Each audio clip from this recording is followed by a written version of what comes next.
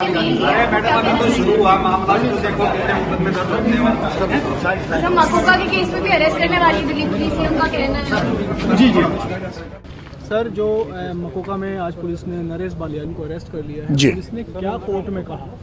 Police ने court में कहना चाहा था कि जी हमारे पास एक 165/2024 अगस्त 2024 में एक एफआईआर लिखी हुई है, लेकिन पुलिस ने एंटरटेन करने को मना कर दिया कि भाई मेरे पास जो केस है I am concern with that case. और उस केस में उन्होंने आर्ग्यूमेंट सुन के और उन्होंने बेल दे दी, क्योंकि जज ने उसमें आर्ग्यूमेंट सुनने के बाद जज साहब ने उसमें बेल दे दी, क्योंकि पुलिस के पास जो अब तक 3 दिन अरेस्ट हुए थे, उनके पास कोई ग्राउंड ही नहीं था किसी तरह का लिंक करने का from the very first day we are opposing. लेकिन वो अगेन एंड अगेन एक ही बात कहते थे कि जी इन्वेस्टिगेशन के लिए टाइम दे दो, इन्वेस्टिगेशन के लिए टाइम दे दो।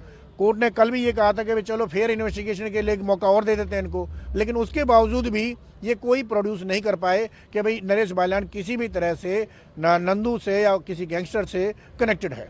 सर, क्या पुलिस ने मकोका में जब कस्टडी वो मांग रहे थे कि भाई हमें अरेस्ट करना परमिशन दी जाए, तो पुलिस ने कितने केसों का हवाला दिया? क्योंकि एक केस पर नहीं मकोका होता है रजिस्टर्ड। कोई केस नहीं दी, कोई सिंगल, ना ही उन्होंने ग्राउंड ऑफ अरेस्ट में भी नहीं लिखी, कोई ग्राउंड ऑफ अरेस्ट में भी नहीं लिखी कि इनके खिलाफ कितने केस हैं, क्या है, कुछ नहीं है। सिर्फ और सिर्फ एक इन्होंने लिखा कि जी हमें इस केस में जरूरत है और हमें इंटरोगेट करना है, इसलिए हम अरेस्ट कर रहे हैं। इसमें क्या है, इसमें आज उनका एक स्पेशल पब्लिक प्रोसिक्यूटर वो टीम के साथ आए और उन्होंने कोर्ट में एक एप्लीकेशन मूव करी, और उस एप्लीकेशन में सिर्फ ये था कि हम कोर्ट को इन्फॉर्म कर रहे हैं कि हम इसको अरेस्ट करना चाहते हैं, एक एफआईआर है उसमें हम इसके खिलाफ मकोका जो है इनिशिएट कर रहे हैं। ये सिर्फ एक कोर्ट में एप्लीकेशन लगाई और कोर्ट ने उस एप्लीकेशन को डिस्पोज ऑफ कर दिया, सेइंग कि ये मेरा कोई प्रेरोगेटिव नहीं है, it is beyond my jurisdiction. और कोर्ट ने उनकी एप्लीकेशन में कोई अपना नेवर अप्लाइड द माइंड, उसमें कोई उन्होंने कहा it is beyond my jurisdiction और मैं इसमें मैं इसमें कोई ऑर्डर नहीं करूँगा, and accordingly it is disposed of.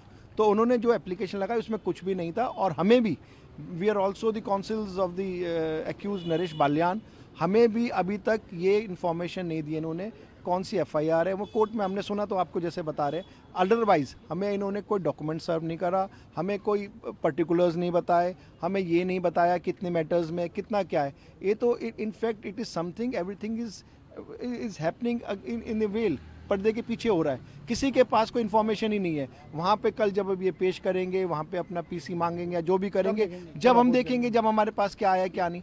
आज तक तो we are also ignorant of the fact इनके खिलाफ है क्या और किस पॉइंट पे, क्योंकि मकोका भी it is a technical act, उसमें आपके उसमें कुछ प्रोविजंस हैं कि आप ऐसा नहीं है किसी के ऊपर भी मकोका लगा दोगे। तो रिक्वायरमेंट्स है, उसमें सेक्शंस में दी हुई है रिक्वायरमेंट्स, उसमें ये है कि मिनिमम मोर देन 1 केस हो और उसके अलावा चार्जशीटेड हो।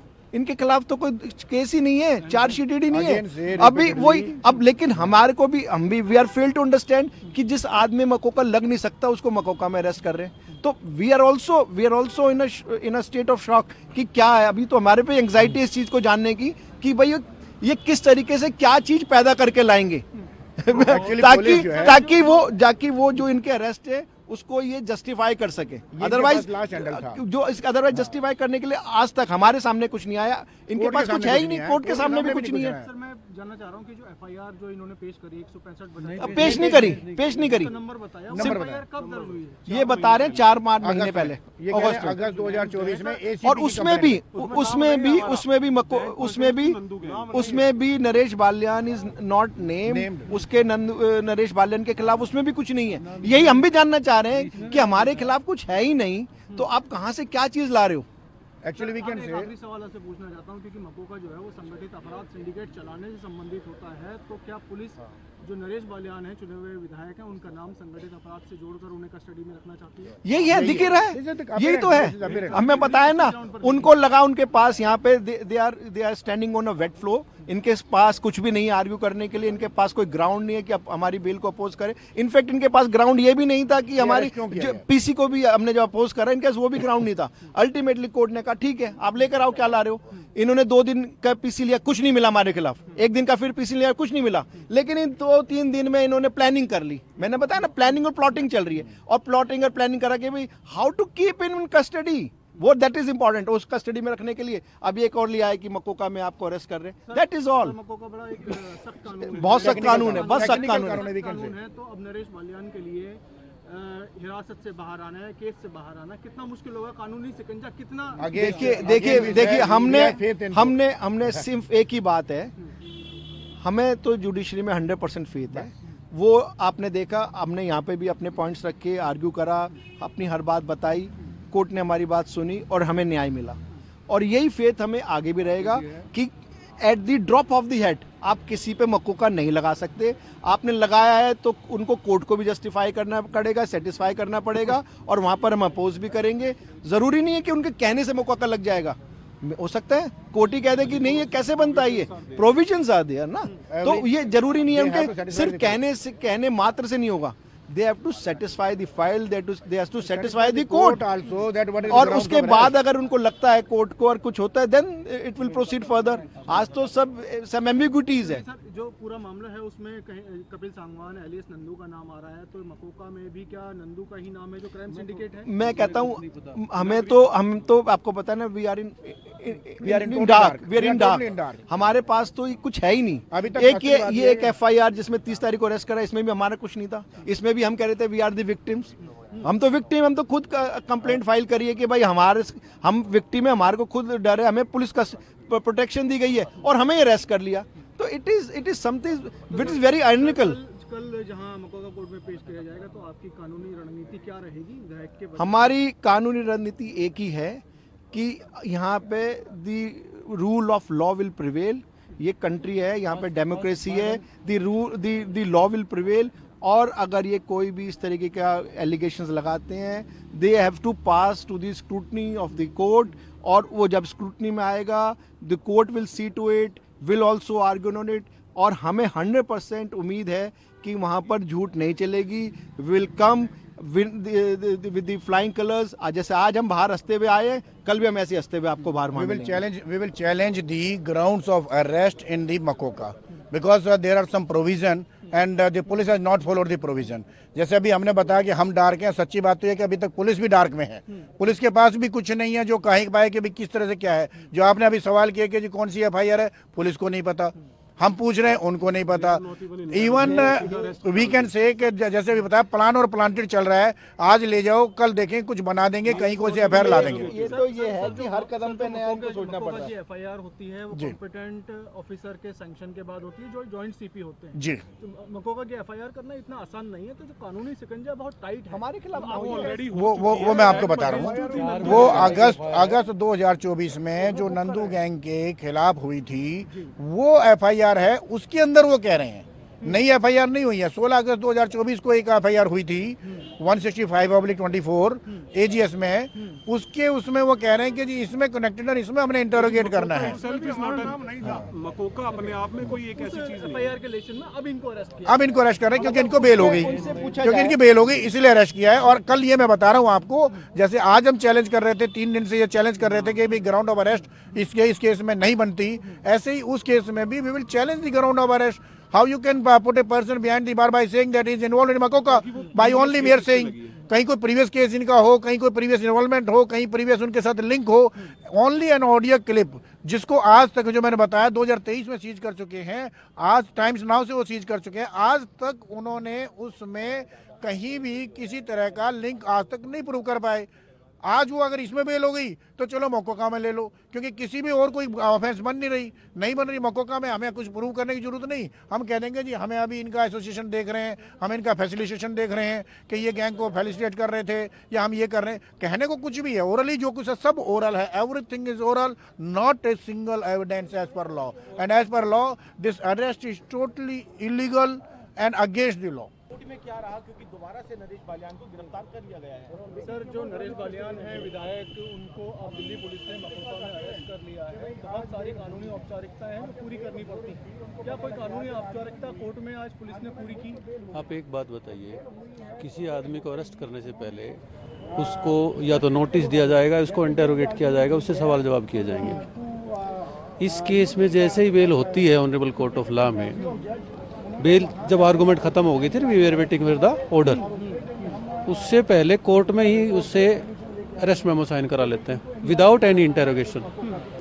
कंसर्न एजेंसी सेपरेट एजेंसी है जिन्होंने अरेस्ट किया है, उनके पास कोई इनपुट नहीं है, कोई इनका इंटेरोगेशन नहीं है, तो ग्राउंड ऑफ अरेस्ट क्या है? किस ग्राउंड पे आपने कोर्ट में बैठे बैठे अरेस्ट कर लिया? मोर ओवर मकोपा is a technical law, requirement of law इसकी बहुत सारी है कि इनको कंप्लाई करना पड़ेगा। ऐसा हमने कोर्ट में पूछा है, अगर आपके पास रिक्वायरमेंट ऑफ लॉ कंप्लाई करने का कुछ है, डॉक्यूमेंट्स है, तो आप सर्विस कर दीजिए। उन्होंने कहा जी बताते हैं। तो जो एप्लीकेशन इन्होंने कोर्ट में लगाई थी वो आप लोगों को उसकी कॉपी दी गई है क्या सर? कॉपी नहीं, no copy was supplied. Honourable court ने तो उस एप्लीकेशन को स्टेटली डिसमिस ही कर दिया कि मेरा जुरिडिक्शन नहीं बढ़ता, उसको डिस्पोज ऑफ कर दिया। एक मिनट, हाँ, साथ ही साथ उन्होंने डिस्पोज ऑफ कर दिया। जी जी सर। जी सर जो एप्लीकेशन उन्होंने मूव करी, कोर्ट ने कह दिया कि वो मेंटेनेबल नहीं है इस कोर्ट के सामने, तो आप अपनी कॉम्पिटेंट कोर्ट में जाएं। सर अभी मॉर्निंग से जो इंसिडेंट सारा हुआ है मैं उसको एक बार आपको बताता हूँ, ब्रीफ कर देता हूँ। मॉर्निंग में इन्होंने ऑनरेबल मकोका कोर्ट है जो द्वारका के अंदर, जहाँ पे पहले से ये जो मकोका है 165/23 वो वहाँ पे ऑलरेडी चल रही है। उस केस के अंदर इन्होंने ये डाला था कि हमारे अंदर एक केस के अंदर एक प्राइम सस्पेक्ट है हु इज नरेश बालियान। वहाँ से परमिशन ली थी इन्होंने कि he will be produce in so and so court, तो वहाँ पे हम इनको एक बार इंटेरोगेशन करना चाहते हैं। तो इंटेरोगेशन की परमिशन ऑनरेबल कोर्ट ने दी थी, बट द इंटेरोगेशन की जो यहाँ पे जो परमिशन थी पारस दलाल साहब के सामने जब पेश हुए थे, तो पारस दलाल साहब ने बोला कि I am not the concern court because that application should have been heard by the special MCOCA court, तो मैं उस एप्लीकेशन को नहीं अलाउ कर सकता, तो उन्होंने वो एप्लीकेशन डिनाई कर दी थी। देन देयर आफ्टर उनको जब इस केस के अंदर जो सारी हियरिंग होने के बाद इन द मीनवाइल वो इस केस के अंदर उनकी अरेस्ट डाल देते हैं। जो मकोका जो 165/24 है that is prior to 4 months, वो जो अभी सारा इंसिडेंट है उससे पहले वो सारे पर्टिकुलर केसेस उसके अंदर ऑलरेडी हैं। Case is there, FIR is there, interrogation, investigation is still going on in that case. So उस केस के अंदर इन्होंने बोला है कि he is the prime suspect, कि हमारे केस के अंदर अभी ये सस्पेक्ट हैं और we want to interrogate him at length, जो भी इनकी सारी सबमिशंस थी। Now अब इन्होंने यहाँ पे उनकी कस्टडी ली है। मॉर्निंग में उसको स्पेशल कोर्ट मकोका के सामने, जो कि द्वारका में वंदना जैन मैम के सामने उनको पेश करेंगे। Then they will move their application seeking PC और जो भी वहाँ सारी होंगी चीजें वो वहाँ पे एक बार डिसाइड होंगी। यस सर, ये मकोका वाला जो केस है सर, ये नरेश बालियान को किसके साथ कनेक्ट कर रहे हैं, क्या चेन ऑफ ये जो मकोका है basically as we all know कि elections are round the corner. एक केस में इनको अरेस्ट किया जाता है जो कि था 2023 का, प्रायर मतलब 1-1.5 साल पुराना जो केस था, उसके अंदर मैकेनिकली इनको अरेस्ट कर लिया जाता है।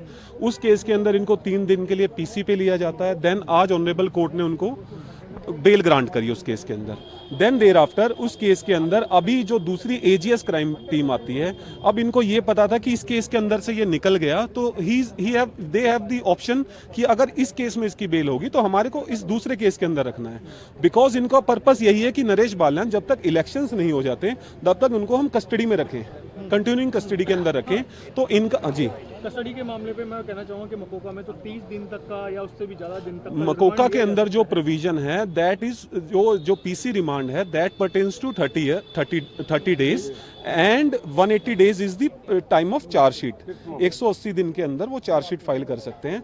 प्रायर टू ये they have to satisfy honourable court on the grounds that जो 4 महीने पहले जो मकोका हुई है उसके अंदर सर्टेन केसेस हैं that is continuing unlawful activities. जो सारे केसेस हुए होंगे that is punishable up to 3 years और above 3 years।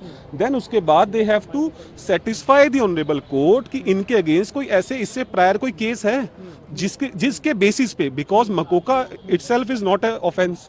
मकोका के अंदर जो केसेस इंक्लूड करे जाते हैं उन केसेस के बेसिस पे मकोका लगाया जाता है। इससे पहले ये किसी केस के अंदर एक्यूज नहीं है। अब इन्होंने मैकेनिकली उनको मकोका के अंदर अरेस्ट कर लिया है। Then they have to satisfy the honourable court on that ground कि हमने इसको किस ग्राउंड पे अरेस्ट किया है। हमें खुद पता है कि MCOCA is a very yes. तो आज कुछ बताया कि किसके डिस्क्लोजर पर अरेस्ट करें, कोर्ट को कुछ जानकारी दी पुलिस ने इस बारे में? कोर्ट को ऑनरेबल कोर्ट को भी कोई जानकारी नहीं दी है। इन्होंने बोला है कि we have a separate FIR जो अभी चल रही है, उसके अंदर हमारे को कुछ क्लूज मिले हैं और हमारे को इनकी जो अरेस्ट है that is necessary. We'll arrest him and produce before the honourable MCOCA courts by tomorrow. Yes.